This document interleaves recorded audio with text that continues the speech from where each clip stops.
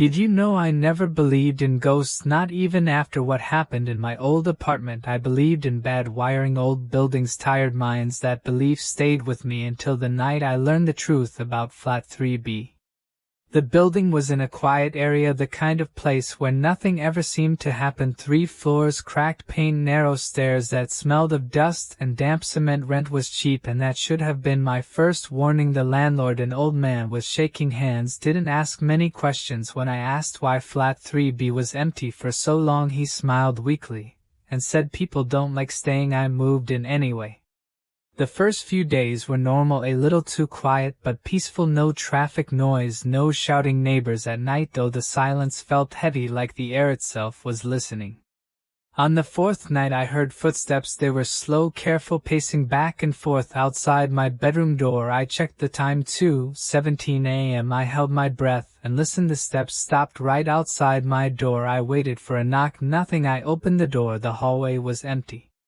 I told myself it was the old building settling, with expanding pipes moving. I went back to bed. The next night happened again, same time, same footsteps. This time I didn't open the door. I sat frozen, staring at the handle, waiting for it to turn. It didn't. Instead, I heard something worse, breathing, not mine. It was low, slow, and right on the other side of the door. By morning I was exhausted. I asked a neighbor across the hall, a quiet woman, if she heard noises at night. Her face changed instantly. She avoided my eyes and said, "You live in 3B. When I nodded, she whispered, "You should leave." That evening the electricity went out around midnight. No fan, no lights, just darkness and heat. I lay on my bed, phone in hand, using its weak glow to calm myself. Then the footsteps started again, but this time they were inside my room. I felt the mattress sink, like something had sat beside me. I couldn't move, I couldn't scream. The air grew cold, and my phone screen dimmed on its own. That's when I heard a voice so close.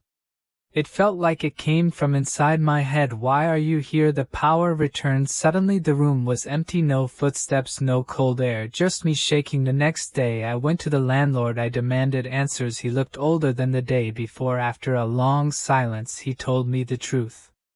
A man had lived in Flat 3B years ago, quiet, kept to himself. One night neighbors heard screams, but no one called the police. They assumed it was a fight or a nightmare. Days later the smell forced them to break the door. The man had died alone in his bedroom. The official report said heart attack, but the landlord said the police found something strange. The inside of the door was scratched, deep marks, as if someone had tried desperately to get out. That night I packed my bags. I planned to leave before sunset, but as I carried my last bag to the door, I heard it again. Footsteps. This time they didn't stop outside my room. They walked straight toward me. The bedroom door slammed shut on its own. The lights flickered. The air turned ice cold. I felt hands grab my shoulders, and then the voice whispered, angry and broken, "Don't ignore me like they did." I don't remember how I got out. I woke up outside the building, lying on the pavement, my bags scattered around me. Neighbors stood nearby. Someone said I had been screaming. I never went back. Weeks later I searched old news records. I found a short article about the man from Flat 3B. One line stood out: he was alive for nearly 2 days after collapsing. No one responded to his cries for